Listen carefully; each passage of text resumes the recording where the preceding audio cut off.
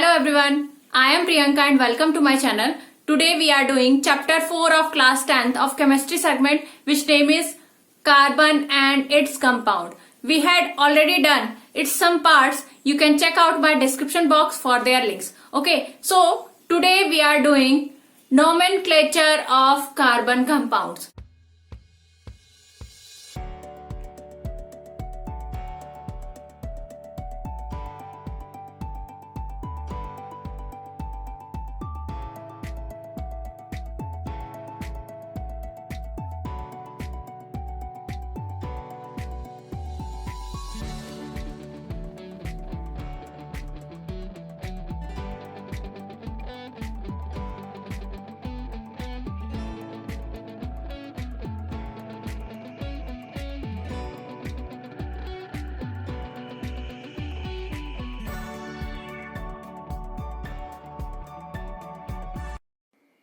Nomenclature of carbon compounds. What do you mean by nomenclature? Nomenclature होता क्या है उसको समझते हैं। किसी भी कार्बन कंपाउंड को या जो कंपाउंड बनते हैं, हम यहाँ पे स्पेशली कार्बन चैप्टर नेम है तो हम यहाँ पे कार्बन कंपाउंड्स की बात कर रहे हैं। तो कार्बन कंपाउंड्स का जो है क्या होता है, उनमें जो है फंक्शनल ग्रुप लगता है, नॉन फंक्शनल ग्रुप होता है या नंबर ऑफ कार्बन्स होते हैं, उनके बेसिस पे उनका क्या होता है, नाम रखा जाता है। उस नाम को रखने का जो प्रोसीजर है उसको क्या कहा जाता है, नोमेनक्लेचर।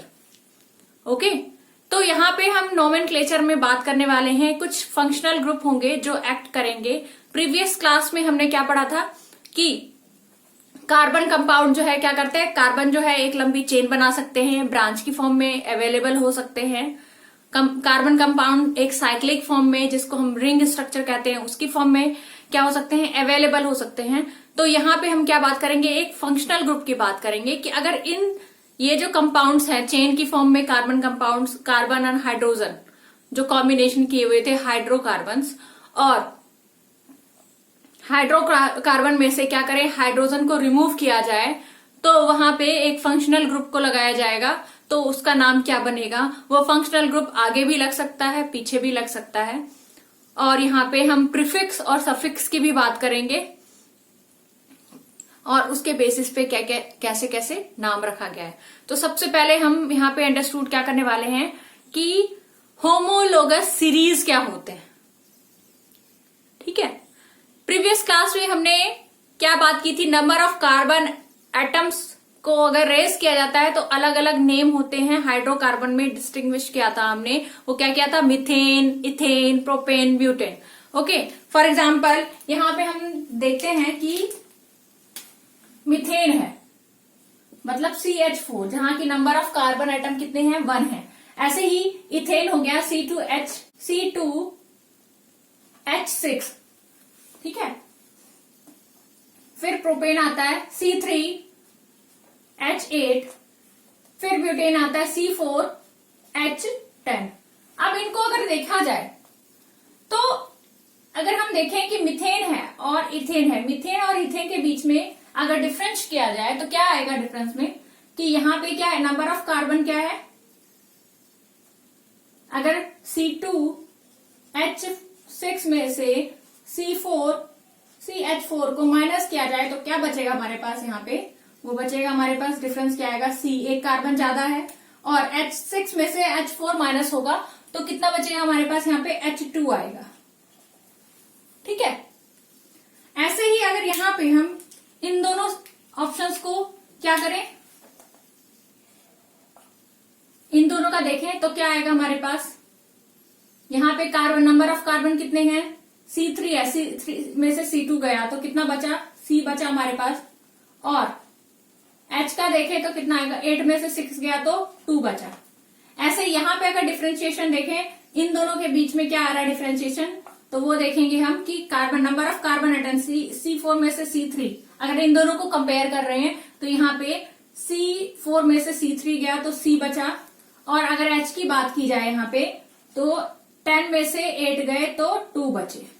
इसका मतलब जो ये सीरीज है यहाँ पे उनके बीच का जो डिफरेंस आ रहा है वो क्या है, CH2 CH2 CH2 ऐसे डिफरेंस आ रहा है, इक्वल डिफरेंस है इनके बीच में। ठीक है, तो इस टाइप का जो कंपाउंड होते हैं उनको हम क्या कहते हैं, होमोलोगस कंपाउंड्स कहते हैं। और ये जो सीरीज बनाया उन्होंने, एक सीरीज में इनको लिखा गया मीथेन, इथेन, प्रोपेन, ब्यूटेन, तो इनको हमने क्या कहा, होमोलोगस सीरीज बोलते हैं। अगर डेफिनेशन की बात की जाए कि होमोलोगस सीरीज क्या है, तो यहां देखते हैं, a series of compounds in which the same functional group substitutes for home hydrogen in a carbon chain. यहां पे अब बात करेंगे कि होमोलोगस सीरीज किसको कहा गया है। यहां पे हम देख रहे हैं कि हाइड्रोजन एटम कितने हैं और कार्बन एटम्स कितने हैं। तो हाइड्रोजन एंड कार्बन का जो कॉम्बिनेशन बना उसको हमने क्या कहा था, हाइड्रोकार्बन्स कहा था। ठीक है, hydrocarbons means carbon and hydrogen उसमें प्रेजेंट होंगे। अगर फंक्शनल ग्रुप की बात करेंगे कि कुछ फंक्शनल ग्रुप भी आएंगे, तो फंक्शनल ग्रुप आने के लिए क्या होगा, जैसे फॉर एग्जाम्पल हमने यहाँ पे देखेंगे कि C3H8 है, C3H8,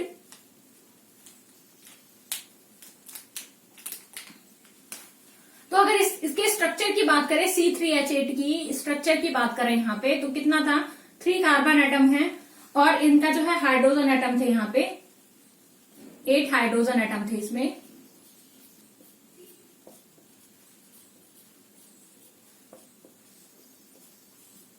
ठीक है, अब क्या किया जा रहा है, इसमें से हाइड्रोजन एटम को क्या किया जा रहा है, एक या दो हाइड्रोजन एटम को क्या कराया जा रहा है, रिमूव करके वहां पे क्या लगाया जा रहा है, फंक्शनल ग्रुप लगाया जा रहा है। फंक्शनल ग्रुप हमारे कौन कौन से हैं, जैसे फॉर एग्जांपल यहाँ पे हम हेलोजन की बात करेंगे। हेलोजन क्या होते हैं, जैसे कि क्लोरीन एटम, ब्रोमीन, ये सब हेलोजन एक फैमिली आती है उसमें आते हैं। ठीक है, वैसे ही एल्कोहल, एल्कोहल आ सकता है, ऑल्डिहाइड आ सकता है, कीटोन ग्रुप आ सकता है, कार्बोक्सिलिक एसिड हो सकता है, एल्कीन हो सकता है या एल्काइन्स हो सकते हैं। मतलब कि यहाँ पे अगर फंक्शनल ग्रुप की बात करें, यहाँ पे एक हाइड्रोजन एटम को रिमूव करके और यहाँ पे क्या लगाया हमने, फॉर एग्जांपल यहाँ पे अल्कोहल लगा रहे हैं, मतलब OH लगा रहे हैं। अल्कोहल का फंक्शनल ग्रुप क्या है हमारा, OH है। तो अगर हम इसको देख रहे हैं कि यहाँ पे हमने OH लगा दिया, तो अब पहले ये क्या था, पहले यहां तक अगर हम देखें इसका नोमेनक्लेचर कैसे करेंगे उसकी बात करेंगे। नोमेनक्लेचर करने से पहले हम यहाँ पे पहले क्या समझ रहे हैं कि होमोलोगस सीरीज में क्या किया जा रहा है। यहाँ पे C3H8 है, तो यहाँ पे एक H रिमूव हो गया, तो हमारे पास जो ये फंक्शनल ग्रुप का जो फॉर्मूला आया फंक्शनल ग्रुप का, वो क्या है, C3H8 था पहले, एक H को रिमूव किया गया है तो C3H7OH।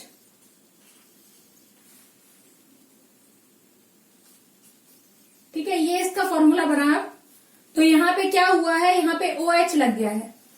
ऐसे ही अगर नेक्स्ट में हम यहाँ पे C4H10 में भी अगर कर दें, तो इस तरीके से क्या होगा कि यहाँ पे क्या बनेगा, अगर हम C4H10 में करते हैं तो एक H जो है कम हो जाएगा, तो यहाँ पे क्या बनेगा, C4H9 और OH। ठीक है, एक H को रिमूव करके हम क्या कर सकते हैं, वहां पे OH ग्रुप लगा सकते हैं। तो क्या अगर हम डिफ्रेंशिएशन करें यहाँ पे इन दोनों ग्रुप का, ये जो मेरे पास ये आया और ये वाला आया, तो यहाँ पे देखेंगे हम क्या आएगा यहाँ पे कि एक कार्बन एटम यहाँ C4 में से C3 माइनस हो गया तो C बचा, और यहाँ पे H9 में से H7, तो यहाँ पे क्या बचा, H2 बचा, और OH माइनस हो गए।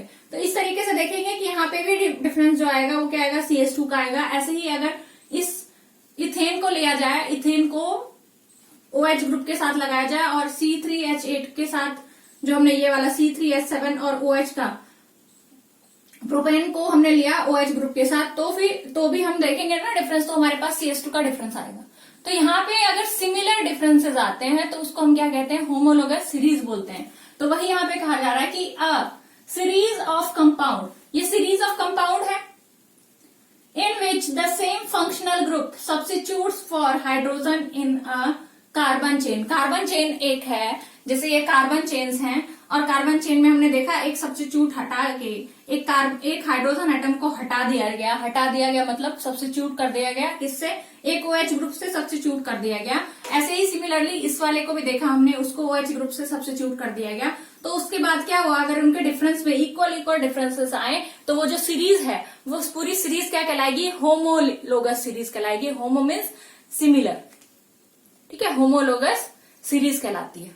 ओके, अब यहां पे हम बात करेंगे हेट्रो एटम किसको कहा गया? हेट्रो एटम उस फंक्शनल ग्रुप को कहा गया जिसने क्या किया? हाइड्रोजन को रिमूव कर दिया।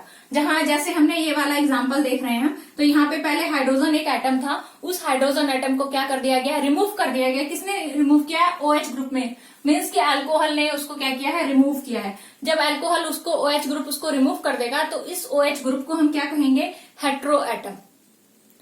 ठीक है, तो हेट्रो एटम में हो सकता है कि क्या हो? क्लोरीन ब्रोमीन भी आए। क्लोरीन ब्रोमीन यहाँ पे हमने हेलोजन ग्रुप लिया हुआ है कि एक चेन में क्या लगाया गया? क्लोरीन या फिर ब्रोमीन लगा दिया गया है, हाइड्रोजन एटम को रिमूव कर दिया गया।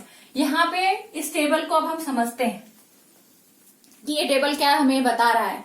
ठीक है, तो इस टेबल में हम देखेंगे कि यहाँ पे क्लास ऑफ कंपाउंड है, प्रीफिक्स या सफिक्स लगा हुआ है या एग्जाम्पल है। ठीक है, हेलो एल्केन किसको कहा गया? जिनमें की ऐसे एल्केन्स जिनमें क्या लगाया गया है? हेलोजन ग्रुप लगाया गया है। एक हाइड्रोजन एटम को रिमूव करके वहां पे हेलोजन ग्रुप लग गया है, तो उसको हमने क्या कहा है? हेलो एल्केन कहा है। जैसे कि हेलोजन ग्रुप में क्लोरीन की बात कर सकते हैं। उसके बाद आता है प्रीफिक्स और सफिक्स। प्रीफिक्स या सफिक्स पहले अगर लग जाता है कोई फंक्शनल ग्रुप, उसको क्या कहा जाता है? प्रीफिक्स कहा जाता है। और अगर चेन में बाद में लगाया गया है तो उसको क्या कहा जाता है? सफिक्स कहा जाता है। तो यहाँ पे हम देखेंगे कि ये क्या है? क्लोरो क्या है? एक प्रीफिक्स।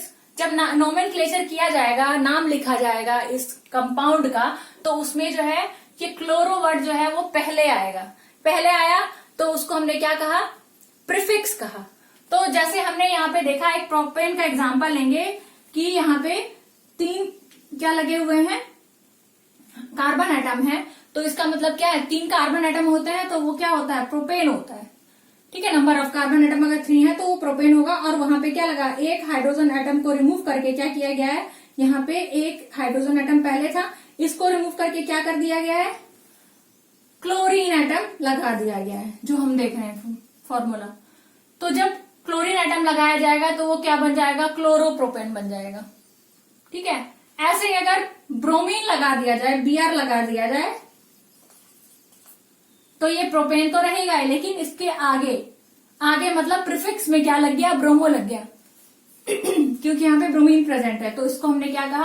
ब्रोमोप्रोपेन कहा। ऐसे ही अगर अल्कोहल ग्रुप लग जाएगा, OH लग जाएगा यहाँ पे, तो उसको हम क्या कहेंगे?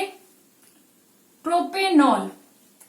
ये पूरा प्रोपेन था, नंबर ऑफ कार्बन जो है वो क्या है? 3 है, तो इसका मतलब वो क्या है? प्रोपेन है। प्रोपेन में क्या लग गया है?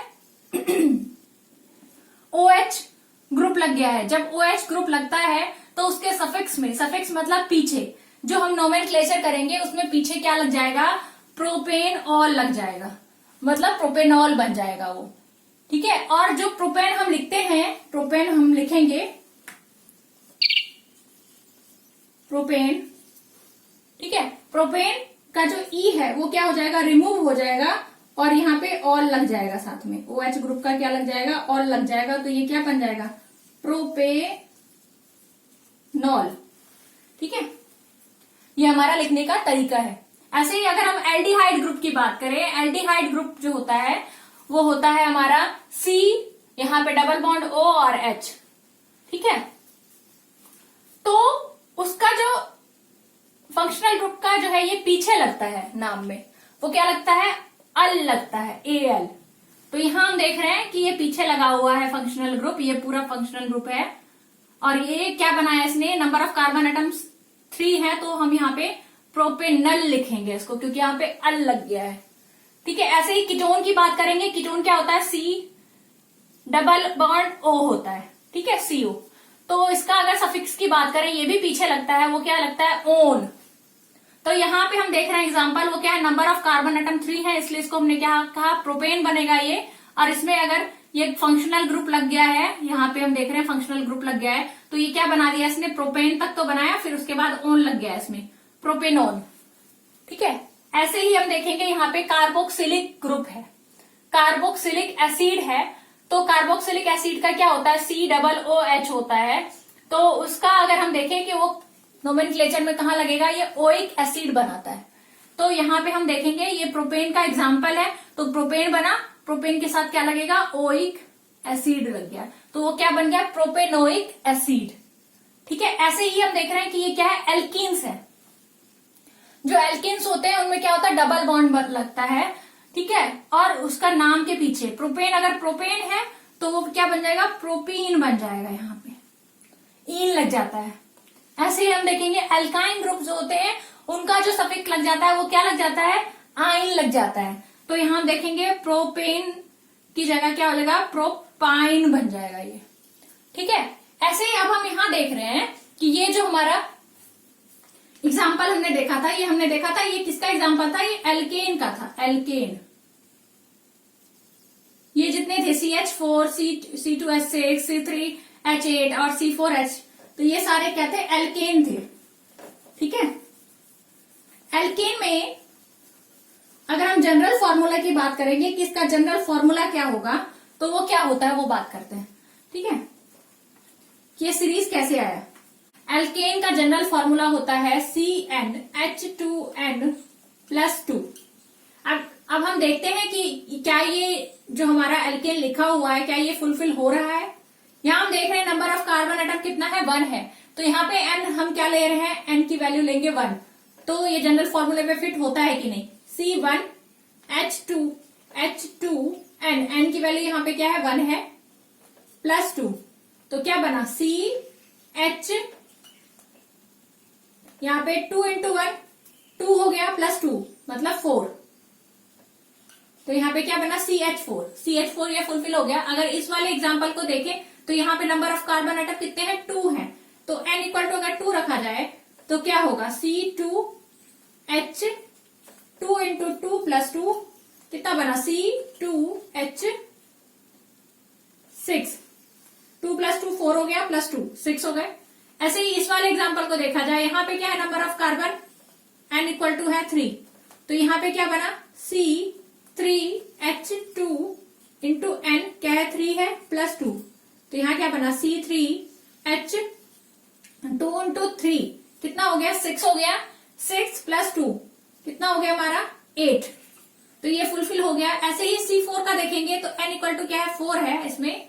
तो हमारा क्या बनेगा, C4H2 × 4 + 2 मतलब कि C4H क्या बना, 2 × 4 कितना बना, 8 + 2 मतलब 10। तो ये हमारा फॉर्मूला क्या हुआ, एल्केन का फुलफिल कर रहा है। तो इसका मतलब हम इसको क्या बोल सकते हैं, ये क्या है, जनरल फॉर्मूला है। ठीक है, जनरल फॉर्मूला ऑफ एल्केन। ऐसे ही देखेंगे एल्कीन जो हमने देखा था, एल्कीन ग्रुप, उसका भी जनरल फॉर्मूला होता है। एल्काइन ग्रुप होता है, उसका भी जनरल फॉर्मूला होता है। तो उसको देखते हैं।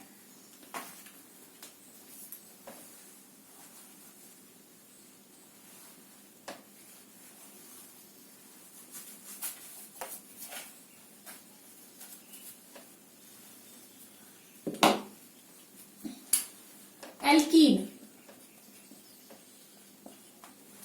इसका जनरल फॉर्मूला अगर देखें तो वो क्या होता है, CnH2n।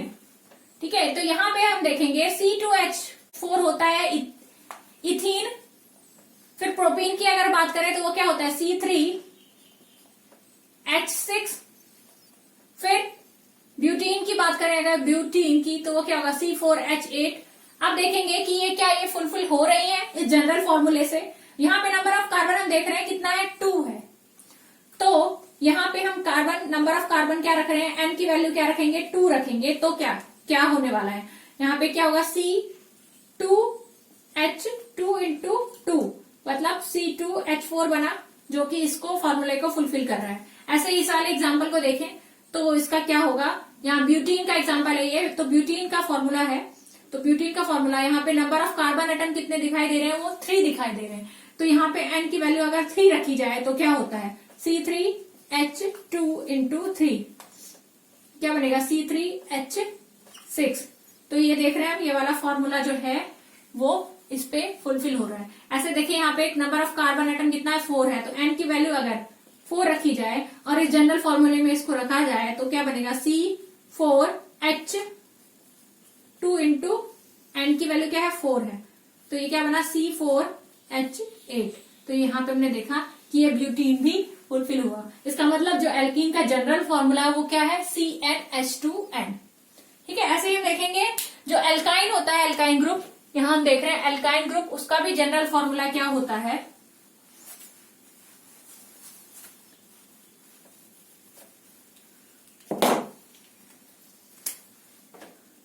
एल्काइन। एल्काइन जो होता है उसका जनरल फार्मूला क्या होता है CnH2n -2। ठीक है, -2 क्यों हुआ आप देखेंगे। यहाँ पे एक एग्जांपल हम देखते हैं, ये वाला हमने देखा था, ये प्रोपाइन है जो कि एल्काइन ग्रुप का एग्जांपल है, इसको ही लेके चलते हैं। ये क्या है हमारा C3, इसमें C3 है और कितना है H कितने हैं 1 2 3 4 है, मतलब C3 और H4। क्या ये फुलफिल हो रहा है उसको देखते हैं। यहाँ पे नंबर ऑफ कार्बन एटम कितने हैं 3 है, n की वैल्यू हम 3 ले रहे हैं, तो यहाँ पे n की वैल्यू हमने 3 ले ली, H2 इंटू n की वैल्यू क्या है 3 है -2, तो यहाँ पे C3H 2 3 जा 6 हुआ, 6 में से कितना हो गया 2 माइनस हो जाएगा, C3H कितना हो रहा है 4। तो ये हम देख रहे हैं ये वाला फॉर्मूला जो है यहाँ पे आ चुका है। ठीक है, तो ये जनरल फॉर्मूला, एल्काइन का जनरल फॉर्मूला क्या हुआ CnH2n -2। ठीक है, तो आज हमने क्या क्या किया है, नोमेनक्लेचर, बेसिकली नोमेनक्लेचर होता क्या है वो हमने अंडरस्टूड किया है। नोमेनक्लेचर मीन्स नाम रखना किसी भी कंपाउंड का। हमने यहाँ पे देखा हेट्रोएटम क्या होता है, हेट्रोएटम किसको कहा हमने, जो कार्बन चेन का कंपाउंड, जो कार्बन कंपाउंड था चेन की फॉर्म में, उसमें क्या हुआ था फंक्शनल ग्रुप लग गया था कुछ, और क्या हो रहा था जो हाइड्रोजन एटम था उसको रिमूव कर दिया था उस फंक्शनल ग्रुप ने, इसलिए उस फंक्शनल ग्रुप को क्या कहा हमने हेट्रोएटम कहा।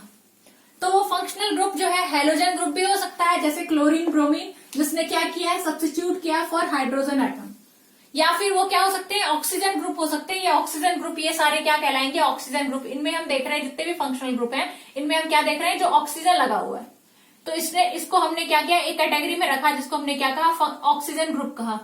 ठीक है, जिसमें alcohol, aldehyde, ketone, carboxylic acid ये सारे आ गए। ठीक है, तो ये भी क्या कर रहे हैं एक चेन में से वहां पे फंक्शनल ग्रुप लग जा रहा है और हाइड्रोजन एटम को रिमूव कर देता है, तो उसको भी हम क्या कहेंगे हेट्रोएटम कहेंगे। ठीक है, उसके बाद हमने बात की थी कि होमोलोगस सीरीज क्या होता है। फॉर एग्जाम्पल अगर हम क्या ले रहे हैं, एक अल्कोहल का हमने फैमिली ले लिया, अल्कोहल का जैसे इथाइल अल्कोहल ले लिया, मिथाइल अल्कोहल ले लिया, फिर प्रोपाइल अल्कोहल ले लिया, इन सब में क्या हो रहा है OH ग्रुप लगा हुआ है। जब हम उसका क्या कर रहे थे डिफरेंशिएशन कर रहे थे कि उनमें क्या डिफरेंस आ रहा है, नंबर ऑफ कार्बन एटम और हाइड्रोजन एटम का कितना डिफरेंस आ रहा था, तो हम देख रहे थे CS2 का डिफरेंस आ रहा था वहां पे, तो CS2 का क्या हो रहा था सिमिलर डिफरेंस आ रहा था उनके सीक्वेंस में सीरीज में, तो इसलिए हमने उसको क्या कहा था होमोलोगस सीरीज कहा था। एक और भी इंपॉर्टेंट चीज क्या होती है, जब हम फंक्शनल ग्रुप को किसी भी कार्बन कंपाउंड में लगाते हैं, ठीक है, तो वो वहां पे जो है चेन कितना लॉन्ग चेन बनेगा उस पर डिपेंडेंसी नहीं होती उसकी प्रॉपर्टी की। उसकी प्रॉपर्टी की डिपेंडेंसी क्या होती है, जो कंपाउंड बना उसका डिपेंडेंसी होगा कि वो वहां पे फंक्शनल ग्रुप कौन सा लगा है उस पर डिपेंड करेगा, उसका जो कैरेक्टरिस्टिक होगा, प्रॉपर्टी होगा उस कंपाउंड का। ठीक है, दैट इज वेरी इंपॉर्टेंट। ठीक है, और हमने ये सारे फंक्शनल ग्रुप पढ़े। ठीक है, हमने जनरल फॉर्मूला किया किसका, एल्केन का, एल्कीन का, एल्काइन का। Okay, I hope you have enjoyed the complete session of this video. अगर आपको ये वीडियो पसंद आया हो तो प्लीज लाइक करें, शेयर करें, सब्सक्राइब करें, जिससे कि मैं आपके लिए और भी न्यू वीडियोस लेकर आऊं। So bye everyone and wait for the next video.